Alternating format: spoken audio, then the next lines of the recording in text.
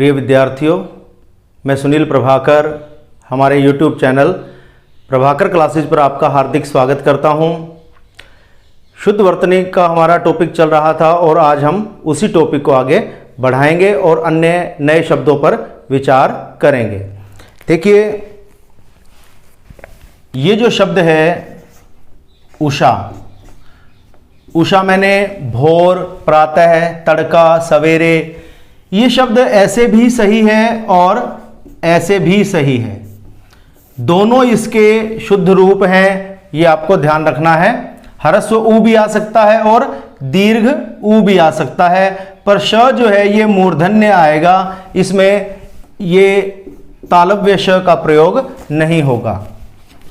इसके बाद आप देखिए, शब्द है ऊर्जा। ऊर्जा में यहां दीर्घ ऊ का प्रयोग होगा, ह्रस्व ऊ का नहीं होगा।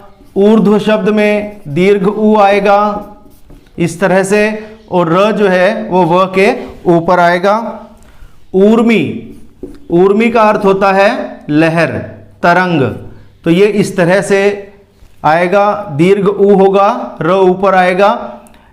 ये हमने संधि में कई बार पढ़ा, नदी जमा ऊर्मी, नद्यूर्मी, जल जमा ऊर्मी, जलोर्मी, सागर जमा ऊर्मी, सागरोर्मी, ऐसे ही सिंधु जमा ऊर्मी, सिंधूर्मी। ऊष्मा शब्द में दीर्घ ऊ होगा यहां, ऊष्मा या ऊष्म, जैसे ऊष्म मैंने गरम, ऊष्मा मैंने गर्मी, ठीक है। तो ये विशेषण शब्द है और ये भाववाचक संज्ञा शब्द है। ऊष्म व्यंजन होते हैं श, श, स, ह, ठीक है। इसके बाद ऊहापोह शब्द होता है, ऊहापोह। ऊहापोह जो शब्द है इसका संधि विच्छेद होता है ऊह जमा अपोह।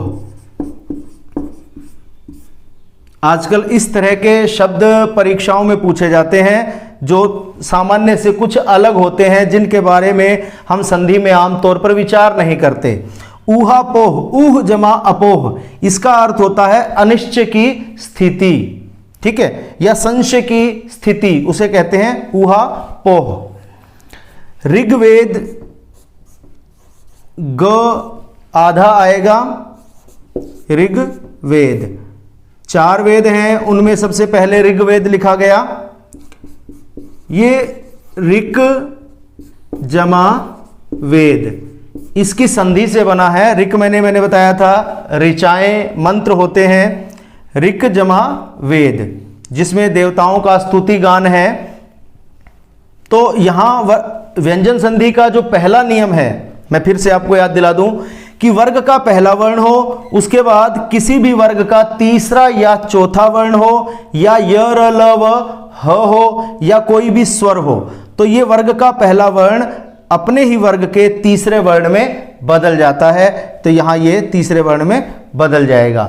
जैसे हमने किया था दिक जमा गज, दिग्गज, दिक जमा दर्शन, दिग्दर्शन, षट जमा आनन, षडानन, जगत जमा ईश, जगदीश, सारे इसी तरह के हैं। व्यंजन संधि के पहले नियम के उदाहरण है ये। तो ये क आधा है, इसलिए ये ग आधा हो गया, ठीक है। इसमें ग पूरा नहीं लिखना। ऋण शब्द ऐसे लिखना है। ऋतु शब्द ये संस्कृत के शब्द हैं, इनमें मूल रूप में री स्वर है, यही आपको लिखना है। जैसे ऋषि शब्द है, इनमें आपको री का प्रयोग करना है। एक शब्द और मैं आपका ध्यान दिलाऊं, ये शब्द है एकत्र। एकत्र मैंने इकट्ठा, इसे हम एकत्रित खूब लिखते हैं, खूब बोलते हैं, आपको जगह जगह इसका प्रयोग मिल जाएगा। एकत्रित शब्द अशुद्ध है, ये केवल व्यवहार का शब्द है, प्रयोग किया जाता है, लेकिन वास्तव में व्याकरण कहता है कि एकत्रित कोई शब्द नहीं है। एकत्र शब्द में इत प्रत्यय लगकर एकत्रित नहीं बनता। एकत्र, जहां आप एकत्रित शब्द का प्रयोग करेंगे वहां सब जगह आप एकत्र शब्द का प्रयोग करें। जैसे मैं ये कहूं कि मैंने सारी पुस्तकें एकत्रित कर ली, तो वहां एकत्रित नहीं, मैंने सारी पुस्तकें एकत्र कर ली। मैदान में 50 विद्यार्थी एकत्रित हो गए, तो वहां हम कहें मैदान में 50 विद्यार्थी एकत्र हो गए। तो एकत्र शब्द का आप प्रयोग करें, एकत्रित का न करें। अगर पेपर में आ गया, परीक्षा में पूछा गया, तो इसको अशुद्ध मानना है और इसको शुद्ध मानना है। ठीक है। इसके बाद शब्द है, ये मैं बता चुका हूं आपको, एकता शब्द, एक शब्द में ता प्रत्यय लग गया या ऐक्य, एक शब्द में य प्रत्यय लग गया तो ए से अय हो गया, ये दोनों शुद्ध हैं। ठीक है। एकता ऐसे लिख दिया तो गलत है। ठीक है, क्योंकि मूल शब्द होता है एक, वो ऐसे लिखा जाता है, उसमें ए होता है, अय नहीं होता, और ता लगने से कोई परिवर्तन भी नहीं आता। ठीक है। दूसरा, एक के शब्द को हम ऐसे लिख दें एक के, तो गलत हो जाएगा। क्यों? क्योंकि एक शब्द में य प्रत्यय जुड़ा है, यह प्रत्यय जुड़ने से यहां ह्रस्व ई, दीर्घ ई या ए हो तो अय में परिवर्तित हो जाता है, तो यहां ये अय बनेगा। क में से स्वर निकल जाता है तो क आधा हो जाता है और य, तो ऐसे बनेगा एक के शब्द। तो ये आप ध्यान रखना, ये दोनों शुद्ध हैं। और एक बात मैंने आपको और बताई थी कि एक शब्द में जब आपने य प्रत्यय जोड़ दिया, ऐक्य बना दिया, अब आप इसमें ता और जोड़ दें तो ये गलत है। य और ता दोनों विशेषण शब्द में एक साथ नहीं जुड़ सकते। ठीक है। तो ऐक्यता शब्द भी अशुद्ध है। ऐच्छिक में अय आएगा, यहां अय, यहां आप ए नहीं लिखेंगे, ये गलत है। या इच्छिक भी नहीं लिखेंगे, क्योंकि इच्छा में जब इक जुड़ा तो इक जुड़ने से ये ई अय में परिवर्तित होगा, तो यहां ये परिवर्तित हो गया है, तो इच्छिक या ऐच्छिक नहीं आएगा, ऐच्छिक आएगा। इसी तरह से इतिहास में जब इक प्रत्यय जुड़ेगा तो ऐतिहासिक बनेगा, ऐतिहासिक, अय, यहां अय आएगा। और इसकी जगह अगर हम ये लिख दें ऐतिहासिक, ये गलत है, क्योंकि इतिहास शब्द से बना है, इतिहास, इक जुड़ गया। नियम आप ध्यान रखें, जब इक प्रत्यय जुड़ेगा तो यहां जो ई या ए होगा वो अय में परिवर्तित होगा, तो इसमें परिवर्तित होगा, इसमें नहीं होगा, तो ये गलत है। और इतिहास जो का त्यों रह जाए और इक जुड़ जाए, जैसे इतिहासिक, अगर इस तरह से हो जाए तो भी गलत है, क्योंकि इक जुड़ने पे यहां परिवर्तन होना है, वो हमने यहां नहीं किया, तो ये ध्यान रखना है। ठीक है। इसके बाद शब्द है ऐनक, ऐसे लिखा जाता है, शुरू से हम पढ़ते आए हैं, ए से एक, अय से ऐनक। ऐश्वर्य, ऐश्वर्य शब्द भी इसी नियम के तहत, प्रत्यय के नियम के तहत ही बना है। किससे बना है? ईश्वर शब्द से। ईश्वर शब्द में यह प्रत्यय जोड़ा, यह प्रत्यय जोड़ने से ये दीर्घ ई अय में परिवर्तित हो गया, ऐसे श व र में से अ निकलेगा, यहां कोई स्वर नहीं है जोड़ने के लिए, आधा र हो गया, आधा र य के ऊपर चला जाएगा, तो ईश्वर शब्द से ही ऐश्वर्य शब्द बना है। इसके बाद देखिए ओजस्वी शब्द, ऐसे लिखेंगे, ओजस्वी, दीर्घ ई आएगी, आधा स होगा और ओ होगा, औ नहीं होगा। इसके बाद एक शब्द है उचित। उचित शब्द में जब ता प्रत्यय जोड़ते हैं तो उचितता बन जाता है। ता प्रत्यय जोड़ने से कोई अंतर नहीं पड़ता, और उचित शब्द में जब यह प्रत्यय जोड़ते हैं तो यह प्रत्यय का नियम लागू हो जाता है, उ औ में बदल जाता है, ची त में से अ का लोप हो जाएगा, अंत में जो भी स्वर होगा उसका लोप हो जाएगा, तो त आधा हो गया, य औचित्य। अब आपने उचित से या तो उचितता बनाना है आपको, या उचित से औचित्य बनाना है। ठीक है। अब आप औचित्य बनाकर इसमें यह प्रत्यय जोड़ चुके हैं, अब आप इसमें ता प्रत्यय और जोड़ दें, औचित्यता, तो ये गलत हो जाएगा। ठीक है। इसके बाद शब्द है इसी तरह उत्सुक शब्द है।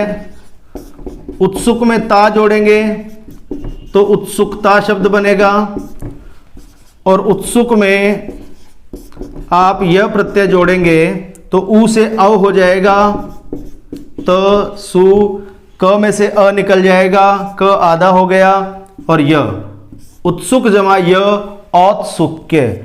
इन दोनों का अर्थ एक ही है, ठीक है, दोनों भाववाचक संज्ञाएं हैं। अब इनमें अब औत्सुक्य शब्द में ता और जोड़ देंगे तो गलत हो जाएगा। एक ही बात मैं बार बार बता रहा हूं, यही बात यहां है। उदार शब्द में ता प्रत्यय जोड़ दिया, उदारता बन गया। उदार शब्द अपने आप में विशेषण था, ठीक है, यह भी विशेषण था, यह भी विशेषण था, ठीक है। अब आपने उदार शब्द में यह प्रत्यय जोड़ दिया तो उसी तरह से ऊ को औ हो जाएगा, औ दा, र में से अ निकल गया तो र आधा हो गया, य के ऊपर चला जाएगा, उदार जमा य औदार्य। तो औदार्य और उदारता दोनों भाववाचक संज्ञाएं हैं, दोनों का अर्थ एक ही है, ठीक है। अब आप औदार्य लिखकर ता और लगा देंगे तो गलत हो जाएगा। यही एक बात मैं आपको इस नियम के माध्यम से पहले समझा चुका हूं। प्रत्यय के नियम इसीलिए करवाए गए थे, उससे हमें काफी शब्दों के बारे में पता चल जाता है। आगे देखिए, अब ये शब्द है, मैं इसे अलग अलग रूपों में लिखता हूं। औद्योगिक, औद्योगिक इस तरह से या इस तरह से, और एक इस तरह से। इस शब्द के मैंने 4 रूप लिखे हैं, चारों अलग अलग हैं। अब आपको शुद्ध रूप छांटना हो तो, और आप नियम ध्यान रखें, औद्योगिक शब्द किससे बना? उद्योग से। द और य को आप इस तरह से लिख सकते हैं, वो एक अलग बात है, वो मैंने यहां नहीं लिखा, लिख सकते हैं आप।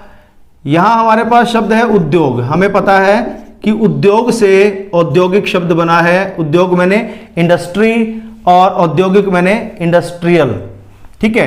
तो उद्योग शब्द में इक प्रत्यय जुड़ा है, यह भी हमें पता है। अब हम इसको जोड़कर इक के नियम के हिसाब से परिवर्तित कर लेंगे। ऊ किस में परिवर्तित होगा? औ में। अब यहां औ आएगा, ओ नहीं आएगा, इसलिए ये और ये उत्तर तो पहले ही गलत हो गए, क्योंकि यहां ओ दिया हुआ है, ठीक है। ज्यादा विचार करने की जरूरत नहीं है। द, यो, ग में अ है, अ निकल जाएगा, इक का ई जुड़ जाएगा, औद्योगिक। अब यहां हमें पता है कि उद्योग शब्द में ओ आता है। अगर हम यहीं पहले से औ कर देंगे, देखो उसका तो कोई इलाज नहीं है, फिर तो हम नहीं कर सकते सही। इतना हमें ध्यान रखना पड़ेगा कि उद्योग में ओ आता है, तो यहां य में ओ, यहां कोई अंतर नहीं पड़ेगा। तो य में ओ कहां है? यहां नहीं है, यहां है, तो ये उत्तर गलत हो जाएगा, ये सही हो जाएगा, ठीक है। और आप औद्योगिक को ऐसे भी लिख सकते हैं, औद्योगिक, ये, ठीक है। तो आप थोड़ा सा शब्दों को लॉजिकली समझें, आप उनका रट्टा ना लगाएं।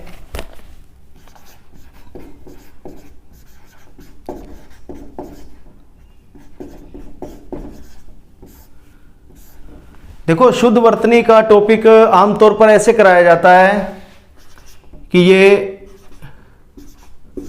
ऐसे नहीं आएगा, ये ऐसे आएगा, उज्ज्वल ऐसे नहीं आएगा, ऐसे आएगा, बस इस तरह से करवा दिया जाता है। एक शब्द को अशुद्ध रूप में लिख दिया, फिर उसका शुद्ध रूप बता दिया कि ये इसका शुद्ध रूप होता है।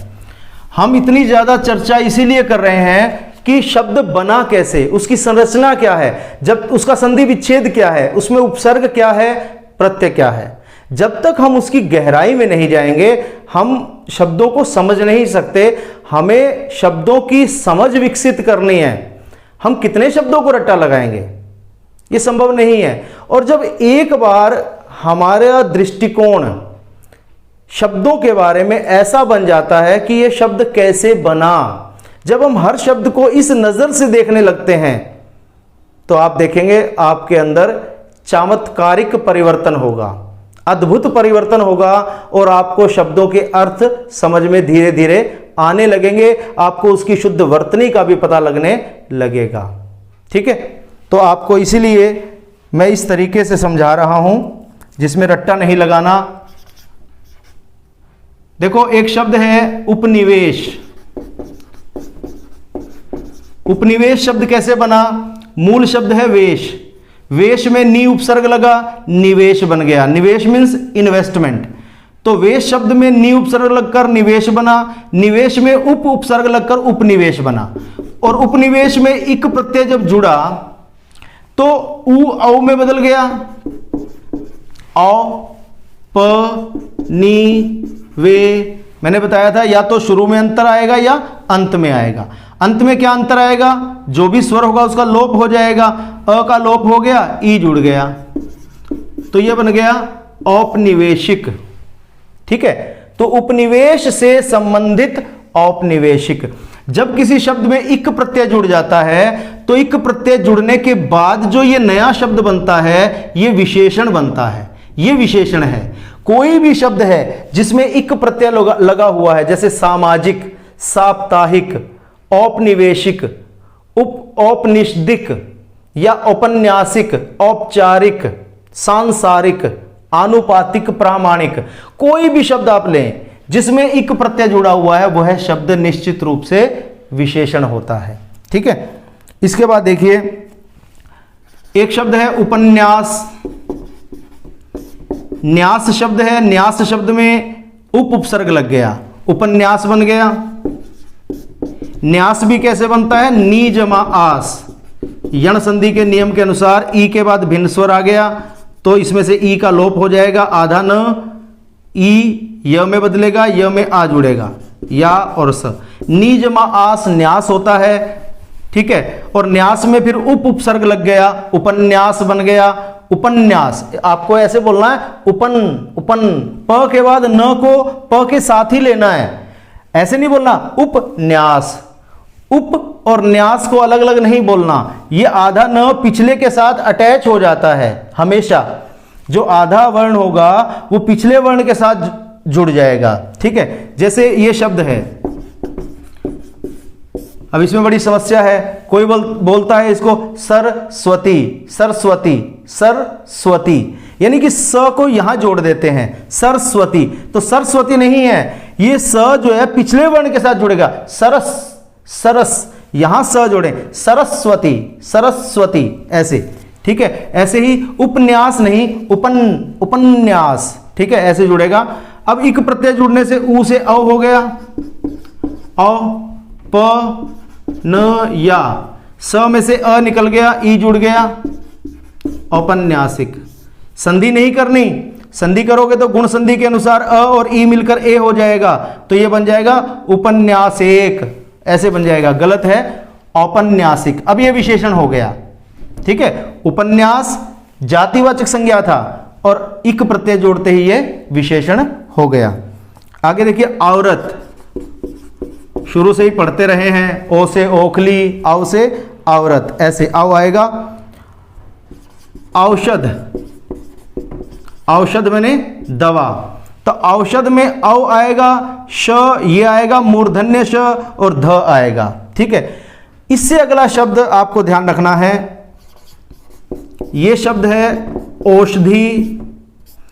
ये चार रूपों में सही है, मैंने संधि के दौरान भी बताया था। वृद्धि संधि में इसके उदाहरण आए थे, परम जमा औषधि, वन जमा औषधि। ठीक है, तो औषधि शब्द ये भी सही है। यहां आपने ओ लिखा है, यहां श लिखा है और ध को ह्रस्व ई है, अगर हम दीर्घ ई लगा दें तो भी सही है। ठीक है, अब यहां तक सेम रहेगा, ओ की जगह औ हो जाएगा, औ। ठीक है, श, ध को ह्रस्व ई और यहां औ और ध को दीर्घ ई। आप देखेंगे ये चारों अलग अलग तरीके से लिखे गए हैं। कहीं ओ है कॉमन तो ध में अंतर है, कहीं औ है तो यहां ध में अंतर है। तो ये चारों रूप शुद्ध हैं, आप कैसे भी लिख सकते हैं, ठीक है। और औषध केवल एक ही रूप में आता है, यही रूप शुद्ध है, इसे आप दूसरे रूप में नहीं लिख सकते। क्यों नहीं लिख सकते, इसका भी कारण देखिए। औषध शब्द इन चारों में से आप किसी भी शब्द से बना सकते हैं, बना है, किसी भी शब्द से बना है। इसको आप ले लीजिए, मान लो हमारे पास शब्द है औषधि और इसमें अ प्रत्यय जुड़ा है सभी में, चारों में, तभी औषध शब्द बना है। तो अ प्रत्यय जुड़ने से क्या होगा, ये जो ओ होगा ये औ में परिवर्तित हो जाएगा ऐसे, ठीक है। और श, यहां कोई अंतर नहीं आएगा।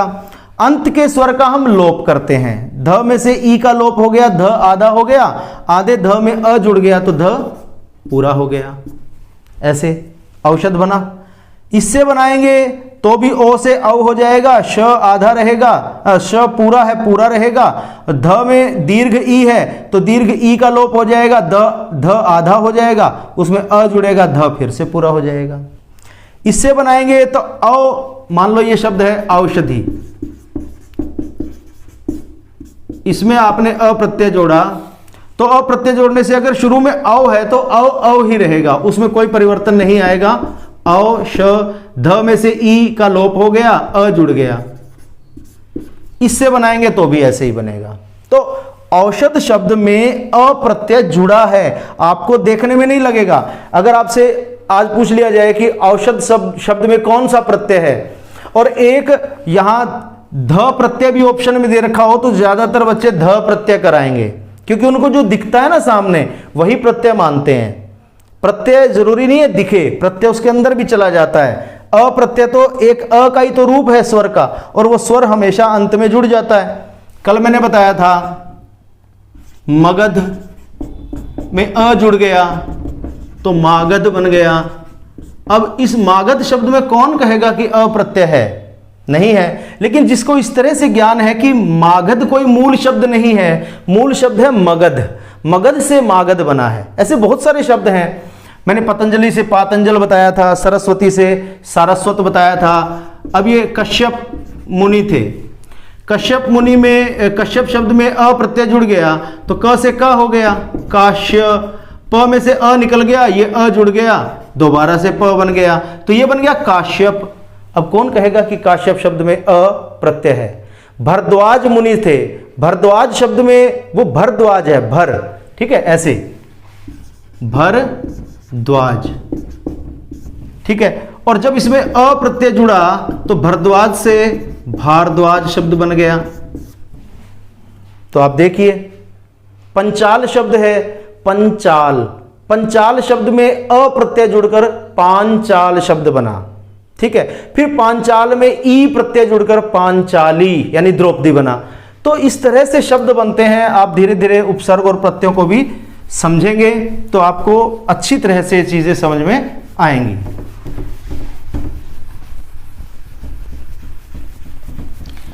अब आप देखिए कंटीला, देखो कंटक शब्द ऐसे लिखा जाता है, कंटक मैंने कांटा। इस कंटक शब्द का ही विकृत रूप यानी तद्भव रूप है कांटा। इस तत्सम से यह तद्भव बना, यहां अनुस्वार है और यहां अनुनासिक है, ठीक है। कंटक में इत प्रत्यय जुड़ता है, कंटकित बन जाता है, कंटकित, इत प्रत्यय जुड़कर कंटकित मैंने कांटों से युक्त। आपको यहां एक बात ध्यान रखनी है, यहां हमने जोड़ा इत प्रत्यय, पीछे हमने जो 5 प्रत्यय किए थे वो थे अ, ई, इक, ए और य। इनमें इत प्रत्यय नहीं था, प्रत्यय बहुत सारे हैं। जो परिवर्तन होता है शब्द में आरंभ में वो इन 5 प्रत्ययों की वजह से होता है। इत प्रत्यय की वजह से शब्द के आरंभ में कोई परिवर्तन नहीं होता।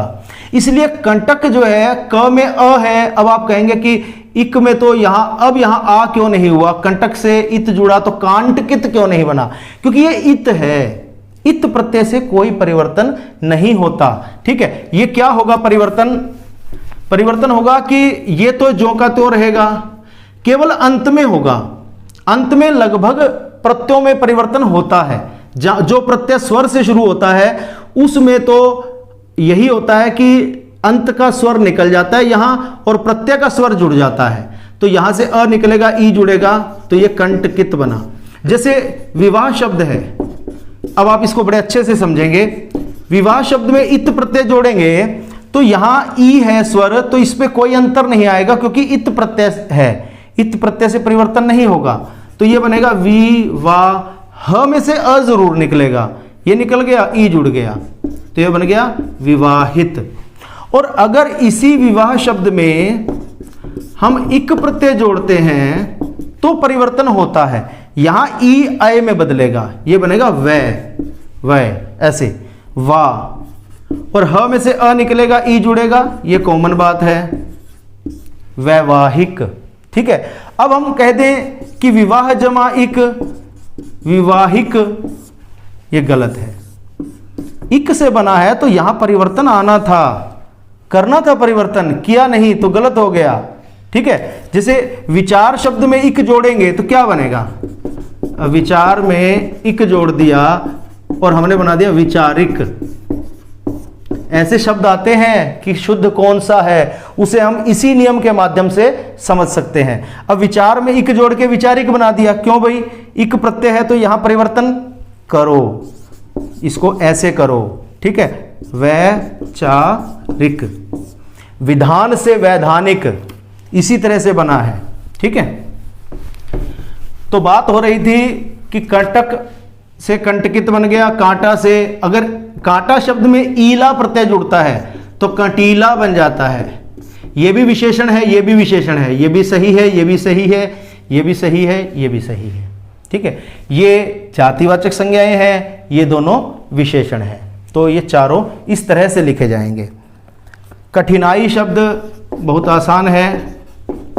कठिन शब्द में आई प्रत्यय जुड़कर कठिनाई बन गया, लेकिन जब इसका बहुवचन बनाएंगे तो फिर ध्यान रखना अंत की बड़ी ई छोटी ई में बदल जाती है और या पर हमेशा चंद्र बिंदु लगाते हैं बहुवचन में। ठीक है, आगे है कनिष्ठ। कनिष्ठ इस तरह से आएगा। कनिष्ठ का अर्थ क्या होता है? कनिष्ठ मैंने छोटा। किसमें छोटा? पद में छोटा या उम्र में छोटा, दोनों में कनिष्ठ शब्द का प्रयोग होता है। जो पद में छोटा होता है उसे हम इंग्लिश में जूनियर कहते हैं, और जो उम्र में छोटा होता है उसे इंग्लिश में यंगर कहा जाता है। पद में छोटा, उम्र में छोटा। लेकिन हिंदी में दोनों के लिए कनिष्ठ शब्द है। पद में छोटा हो तो भी कनिष्ठ और उम्र में छोटा हो तो भी कनिष्ठ। मैं ये कहूँगा कि ये मेरा कनिष्ठ कर्मचारी है, यानी मुझसे कनिष्ठ है, जूनियर है। और ये मेरा कनिष्ठ भ्राता है, छोटा भाई है, यंगर ब्रदर है। लेकिन जब बड़े की बात आती है तो अगर उम्र में बड़ा हो तो ज्येष्ठ आता है, उम्र में बड़ा। ठीक है, तो उसको ज्येष्ठ कहेंगे। और पद में बड़ा हो तो उसको कहेंगे वरिष्ठ। तो बड़े के लिए हिंदी में दो अलग अलग शब्द हैं और छोटे के लिए एक ही शब्द है, ये आपको ध्यान रखना है। इन सब में इष्ट प्रत्यय जुड़ा हुआ है, यहां सब में ठ आता है, यहां ठ, यहां ठ। ठीक है, एक शब्द होता है गरिष्ठ। गरिष्ठ, यहां भी ठ आता है। गरिष्ठ होता है जो बहुत भारी होता है, बहुत भारी। ठीक है, ये गुरु शब्द से बना है। गुरु शब्द में इष्ठन प्रत्यय होता है। संस्कृत का एक प्रत्यय है इष्ठन, जिसे हिंदी में इष्ट कहा जाता है, न का लोप हो जाता है। तो गुरु शब्द में इष्ठन प्रत्यय जुड़कर और एक आदेश होता है गर आदेश। संस्कृत में होता है गर आदेश। ठीक है, तो गुरु में इष्ठन प्रत्यय जोड़कर गर आदेश हो जाता है। गर आदेश के अनुसार गुरु शब्द गर में परिवर्तित हो जाता है, ऐसे। ठीक है, और इष्ठन का न का लोप हो जाता है, बच गया इष्ट। इष्ट जब इसमें जुड़ता है, इसमें जब इष्ट जुड़ेगा, अब जैसे इष्ठन है तो न का लोप हो जाता है, तो जब इसमें ई जुड़ेगा तो ग र में ह्रस्व ई लग जाएगा, गरी और श और ठ। गरिष्ठ शब्द गुरु शब्द से बना है। अब आप कह ही नहीं सकते कि ये गुरु शब्द से बना है, ठीक है। गुरु का मतलब होता है बड़ा या भारी। गुरु मैंने आचार्य, गुरु मैंने बड़ा जो आकार में बड़ा हो, गुरु मैंने भारी, ठीक है। तो यहां गुरु का अर्थ है भारी। और इष्ठन, इष्ठन जो प्रत्यय होता है, इष्ठ हिंदी में इष्ठ, संस्कृत में इष्ठन, जो इष्ठन प्रत्यय होता है वो सुपरलेटिव डिग्री में यूज होता है, यानी कि विशेषण की तीसरी अवस्था में, जिसे उत्तमावस्था कहा जाता है, यानी सबसे ज्यादा। तो गुरु यानी भारी, इष्ट मैंने सबसे ज्यादा भारी को गरिष्ठ कहा जाता है, ठीक है। तो यह है गरिष्ठ। जैसे रोगी होते हैं तो उसे गरिष्ठ भोजन नहीं दिया जाता, गरिष्ठ मैंने सबसे भारी, या इसको बहुत भारी शब्द के अर्थ में भी लिया जाता है, ठीक है। इसके बाद शब्द है कपि। कपि मैंने वानर, बंदर, लेकिन जब कपीश लिखेंगे तो बड़ी ई आ जाएगी, ठीक है। जब कपीश्वर लिखेंगे तो बड़ी ई आ जाएगी। क्यों? क्योंकि ये कपि वानर जमा ईश, यानी वानरों का जो ईश है, जो स्वामी है, उसे कपीश कहा जाता है। ह्रस्व ई और दीर्घ ई मिलकर दीर्घ ई हो गई। कपियों का यानी वानरों का जो ईश है वो कौन है? वो या तो हनुमान है या सुग्रीव है। तो कपीश हनुमान या सुग्रीव का पर्यायवाची है, और कपीश्वर भी कपि जमा ईश्वर, ये भी हनुमान या सुग्रीव का पर्यायवाची है। यहां एक बात और बताऊंगा आपको, ये जो शब्द है कपीश, ऐसे तो सही है ही, क्योंकि ये कपि और ईश की संधि से बना है, और इसलिए यहां ये दीर्घ ई हो गया, ह्रस्व और दीर्घ मिलकर। ये शब्द भी सही है, कपिश, ये भी सही है। ये कैसे सही है? ये अपने आप में मूल शब्द है। कपिश का अर्थ होता है भूरा, बादामी या सुनहला रंग। सुनहला या सुनहरा दोनों शब्द शुद्ध हैं। सुनहरा या सुनहला दोनों शब्द हैं, दोनों का अर्थ वही है, गोल्डन, स्वर्णिम, सोने जैसे रंग का सुनहला होता है। तो भूरा, बादामी या सुनहला जो रंग होता है उसे कपिश कहा जाता है, ठीक है। तो कपिश भी अपने आप में सार्थक शब्द है, सही है। लेकिन संधि की जब बात आएगी कपि और ईश, तो इसकी संधि जब होगी तो उत्तर ये आएगा, क्योंकि ह्रस्व ई और दीर्घ ई मिलकर दीर्घ ई हो जाएंगे। अब देखिए शब्द है करुणा। एक तो करुणा, ण है ये, न नहीं है, करुणा, करुणा नहीं आएगा, करुणा, ठीक है। दूसरी बात, र को ह्रस्व उ है। देखो मैं यहां बड़ा लिखकर दिखाता हूं, ये र है, ये ह्रस्व उ है, ये र है, ये दीर्घ उ है। कई बार पुस्तकों में इस तरह से भी होता है, यहां ऐसे करके और यूं करके यूं, ठीक है। वो एक ही बात है, उससे कोई अंतर नहीं पड़ता, पर यहां आपको ये गोला जरूर मिलेगा। ये है बड़ा ऊ, दीर्घ ऊ, और ये है ह्रस्व ऊ। र को इस तरह से लगते हैं, ठीक है। तो करुणा, अरुण, वरुण, तरुण, सब में ह्रस्व ऊ लगता है। पुरुष, रुकना, रुचि, ठीक है। शुरुआत, गुरु, इन सब शब्दों में ह्रस्व ऊ का प्रयोग होता है। और भी शब्द हैं। अच्छा, दीर्घ ऊ का प्रयोग होता है, जैसे रूप शब्द है, यहां दीर्घ ऊ आएगा। जरूर, जरूरत, नेहरू, शुरू, यहां यह बात ध्यान रखनी है, शुरू शब्द में दीर्घ ऊ होता है, शुरुआत शब्द में ह्रस्व ऊ होता है, यह आपको ध्यान रखना है, ठीक है। और दीर्घ ऊ, जैसे रूमाल शब्द में दीर्घ ऊ होता है, ठीक है। रुपया शब्द में ह्रस्व ऊ होता है, रुपया, रुपए, तो यहाँ र को ह्रस्व ऊ होता है, रूमाल में दीर्घ ऊ होता है। और होंगे तो मैं आपको बताता जाऊंगा साथ साथ। हमारे एक वीडियो में चाहे कम शब्द हों, हमारा उद्देश्य एक वीडियो में ज़्यादा से ज़्यादा शब्द लेना और इसको एक दो वीडियो में निपटा देना, ये हमारा उद्देश्य नहीं है।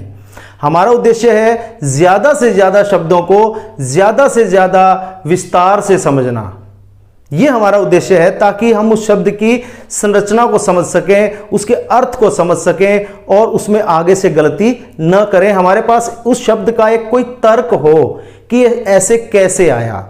हर शब्द का तर्क मेरे पास भी नहीं है।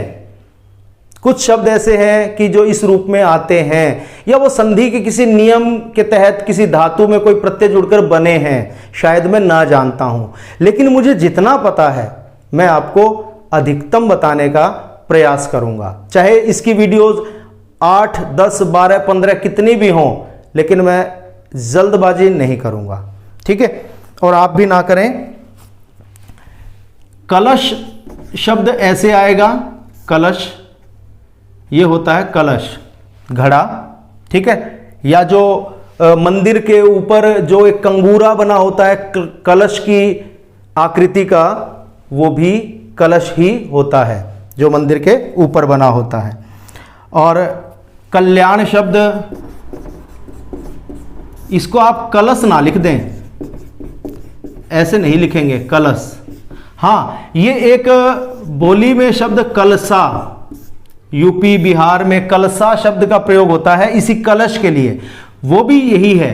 बात एक ही है, ये वहां के का एक आंचलिक शब्द है, कलश से कलसा बना, ठीक है, लेकिन कलश, कलश को कलश लिखना गलत है, ठीक है। कल्याण, तो कल्याण नहीं है, कल्याण है। ये शब्द आप देखें, कवि शब्द ऐसे लिखा जाता है, आपको सबको लिखना आता है। कवयित्री शब्द ऐसे लिखा जाएगा, कवि में व को ई की मात्रा है, कवयित्री में य को ई की मात्रा है, व को नहीं है, यहां ध्यान रखना है। ऐसे ही शब्द है रचयिता, साथ साथ मुझे ध्यान आ गया, रचयिता का स्त्रीलिंग होगा रचयित्री। यहां कोई ज्यादा परिवर्तन नहीं है, ता की जगह त्री हो गया, पर इसमें थोड़ा सा अलग ध्यान रखना है। यहां ई को है, यहां इस तरह से नहीं लिखना कि कवित्री, गलत है, या ऐसे लिख दिया कवियत्री, ये भी गलत है। कवयित्री, कवयित्री, इस तरह से इसको बोलना है। आगे देखिए कविंद्र। अब कवि शब्द तो ऐसे लिखा जाएगा, लेकिन बात आएगी जब कविंद्र शब्द की, तो वो ऐसे लिखा जाएगा या ऐसे लिखा जाएगा। यहां आप अनुस्वार लगाएं या इस पंचम वर्ण का प्रयोग करें, दोनों सही हैं, लेकिन यहां बड़ी ई आएगी, दीर्घ ई आएगी, क्योंकि ये कवि और इंद्र की संधि से बना है, तो यहां ह्रस्व ई मिलकर दीर्घ ई हो जाएंगे। ऐसे ही रवि शब्द ऐसे लिखा जाएगा, लेकिन जब रविंद्र शब्द लिखेंगे तो ऐसे लिखेंगे, रविंद्रनाथ टैगोर, ऐसे लिखना है। यहां दीर्घ ई लगाना है, क्योंकि ये रवि जमा इंद्र ऐसे आएगा, ठीक है। तो नाम में हम कई बार रविंद्र शब्द ऐसे लिख देते हैं, तो नाम में कोई गलती नहीं मानी जाती, इसलिए ये ऐसे चलता रहेगा, लेकिन व्याकरण की दृष्टि से रविंद्र शब्द आपको ऐसे लिखना है। अब आप देखिए शब्द है कृपण। कृपण शब्द में जब ता प्रत्यय जोड़ेंगे तो कृपणता शब्द बन जाएगा। ये शब्द विशेषण था और ये भाववाचक संज्ञा हो गया। अब आप कृपण शब्द में यह प्रत्यय जोड़ दें तो क्या बनेगा, ये मैंने आपको इस प्रत्यय के नियम में बताया था। री आर में परिवर्तित हो जाता है, तो ये का और र आधा होता है, वो अगले वर्ण के ऊपर चला जाएगा, कार्प। ऐसे ण में से अ निकल जाएगा, य जुड़ेगा तो कार्पण्य बन जाएगा। तो कार्पण्य कोई अलग अर्थ देने वाला शब्द नहीं है, कार्पण्य कृपणता का ही अर्थ देता है। ठीक है, दोनों भाववाचक संज्ञाएं हैं, दोनों शुद्ध हैं, अलग अलग प्रत्यय से बने हैं ये शब्द, लेकिन कार्पण्य लिखने के बाद ता लगा दिया तो गलत हो जाएगा। ठीक है, इसके बाद कार्य कारिणी, ये शब्द सही है, कार्य कारिणी। यहां आप कार्य कारिणी नहीं लिखेंगे, कार्य कारिणी बोल देते हैं हम कि कार्य कारिणी का गठन किया गया एग्जीक्यूटिव कमेटी का, लेकिन कार्य कारिणी नहीं होता, कार्य कारिणी। ठीक है, जैसे आज्ञाकारी, आज्ञाकारिणी, कारी से कारिणी बनता है। ठीक है, हितकारी, हितकारिणी, हितकारिणी नहीं बनेगा। जहां भी अंत में कारी होगा वहां कारिणी उसका स्त्रीलिंग बनेगा। ठीक है, अधिकारी, अधिकारिणी ऐसे बनेगा। ठीक है, तो कार्यकारी, कार्यकारिणी, ये नियम आप ध्यान रख लें तो और सारे शब्द इस तरह से बनते जाएंगे, हर शब्द आपको करना नहीं पड़ेगा। कार्यक्रम, ये शब्द सही है। कार्यक्रम का मतलब कार्य का क्रम क्या है, कि आपका जो आपके जितने कार्य हैं, मान लो मेरे पास 10 कार्य हैं करने को, तो मैं उनको प्राथमिकता के आधार पर क्रम से करूंगा कि पहले ये, उसके बाद ये, फिर ये, फिर ये। वो हो गया मेरा कार्यक्रम, कि मेरे कार्यों का क्रम क्या है। तो ये शब्द इस तरह से बना है, कार्यों का क्रम। ठीक है, और जो दाह संस्कार होता है उसे कहते हैं क्रिया कर्म। कर्म, यहां क्रिया है और यहां कर्म, ये कर्म शब्द है, ये क्रम शब्द है। क्रम, क्रम यानी कोई सीरियल वाइज किसी व्यवस्था से, और यह है कर्म यानी कार्य, क्रिया कर्म यानी दाह संस्कार, और यह है कार्य क्रम। तो आप इनको ध्यान रखें। ये शब्द कार्यवाही। ठीक है, और एक शब्द है कार्यवाही। अब हम कहें कि कौन सा शुद्ध है, दोनों ही शुद्ध है, ये भी शुद्ध है, ये भी शुद्ध है। कैसे? कार्यवाही जो शब्द है ये संस्कृत का मूल शब्द है। ये शब्द ऐसे होता है संस्कृत में, कार्यवाहिन ऐसे होता है। ठीक है, संस्कृत के बहुत सारे शब्द ऐसे हैं जिनमें अंत में न और हल चिन्ह आता है और उससे पहले ह्रस्व ई होती है। उन शब्दों को जब हमने हिंदी में लिया तो न का लोप कर दिया और ह्रस्व ई को दीर्घ ई में बदल दिया, जैसे हमने यहां किया, न का लोप कर दिया, ह्रस्व ई को दीर्घ ई में बदल दिया। ऐसे मैं आपको बहुत सारे शब्द बताता हूं, जैसे मंत्रिण शब्द है, ऐसे होता है, लेकिन जब हमने हिंदी में इस शब्द को लिया तो यहां बड़ी ई कर दी और यहां न का लोप कर दिया, ऐसे हो गया। अनुस्वार की जगह आधा न लगा सकते हैं, वो एक अलग मामला है। इसी तरह पक्षिण शब्द है, ऐसे होता है। और हिंदी में जब हमने इस शब्द को लिया तो अपने ढंग से थोड़ा सा परिवर्तन ऐसा कर दिया, न का लोप ह्रस्व ई दीर्घ ई में। हस्तिन शब्द है, ऐसे, हस्तिन यानी हाथी। तो यहां हमने क्या किया, आधा स त को जो ह्रस्व ई थी वो दीर्घ में बदल दी और न का लोप कर दिया। प्राणिन शब्द है, ठीक है, तो यहां हमने कर दिया प्राणी। ऐसे और भी शब्द हैं, गुणिन है, गुणिन शब्द ऐसे था संस्कृत में और हमने इसको हिंदी में ऐसे कर दिया।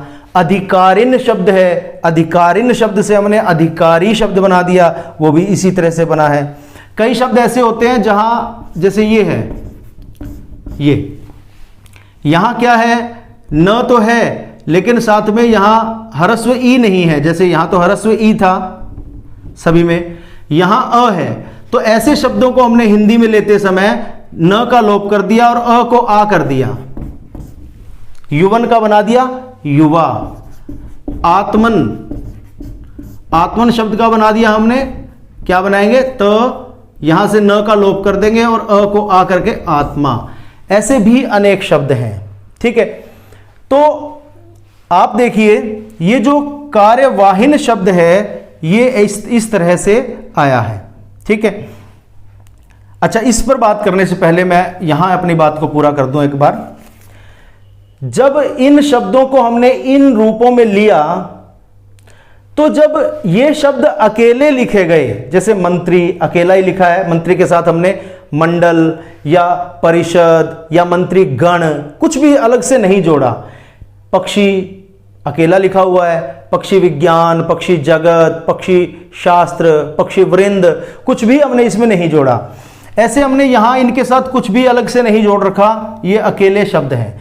जब ये अकेले लिखे जाते हैं तो इसी तरह से लिखे जाते हैं, ये न का लोप हो गया और ह्रस्व ई दीर्घ ई में बदल गई।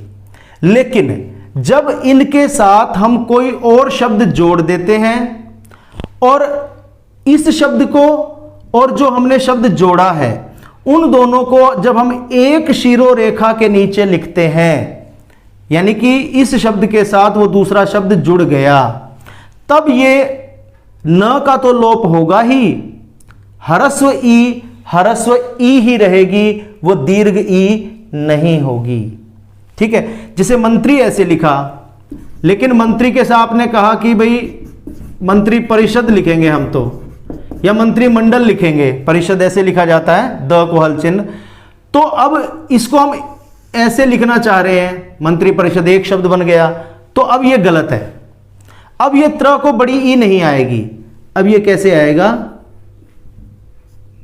ये ऐसे आएगा, मंत्री परिषद, मंत्रिमंडल,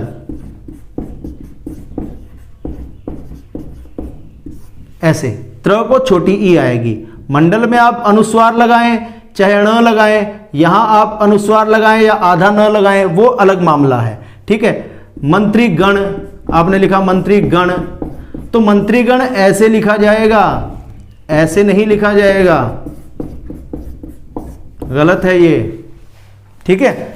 इसी तरह पक्षी शब्द आपने लिखा, ठीक है, अकेला ये ठीक है, लेकिन हम लिखें पक्षी वृंद तो ऐसे लिखा जाएगा। पक्षी वृंद मतलब पक्षियों का समूह। जैसे हमने लिखा प्राणी विज्ञान, प्राणी विज्ञान, तो ये ऐसे लिखा जाएगा, एक मिनट, ये इस तरह से लिखा जाएगा। अगर आपने प्राणी विज्ञान ऐसे लिख दिया तो गलत है। हां, आप इसको ऐसे लिख सकते हैं,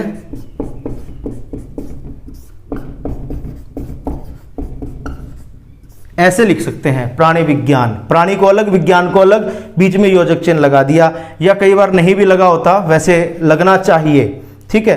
प्राणी विज्ञान, प्राणी शास्त्र, ठीक है, ऐसे अलग अलग लिख सकते हैं, बीच में योजक चिन्ह लगा सकते हैं। लेकिन जब एक शिरोरेखा के नीचे लिखते हैं ना, तो ऐसे शब्द जो न को हटाकर ह्रस्व ई को दीर्घ ई करके बने थे, ऐसे सारे शब्द यहां फिर दीर्घ ई में ही लिखे, ह्रस्व ई में ही लिखे जाएंगे, दीर्घ ई में नहीं लिखे जाएंगे, ठीक है।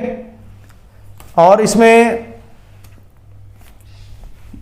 ये भी ऐसे ही है, जैसे युवा है, अकेला लिखा जाएगा तो युवा लिखा जाएगा, और जब मान लो युवा जमा, ये होता है संस्कृत में युवन जमा राज, ठीक है।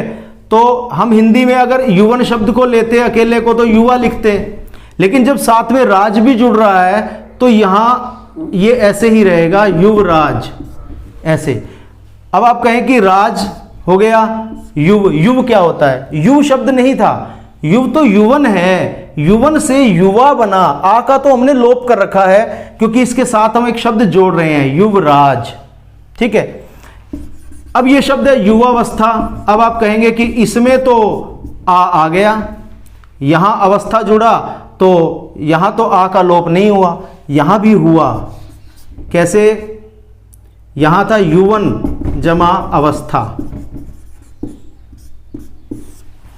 ठीक है, युवन शब्द है, लेकिन जब अवस्था जुड़ रहा है तो क्या होगा, इसका लोप तो हो गया, युव रहना चाहिए, लेकिन ये अ और अ की संधि के अनुसार युवा हो गया ऐसे, ठीक है। और वस्था, तो ये जो आपको आ दिखाई दे रहा है युवावस्था में, ये युवा शब्द का आ नहीं है, ये इस व का अ और अवस्था का अ संधि के अनुसार आ हो गए हैं, ठीक है।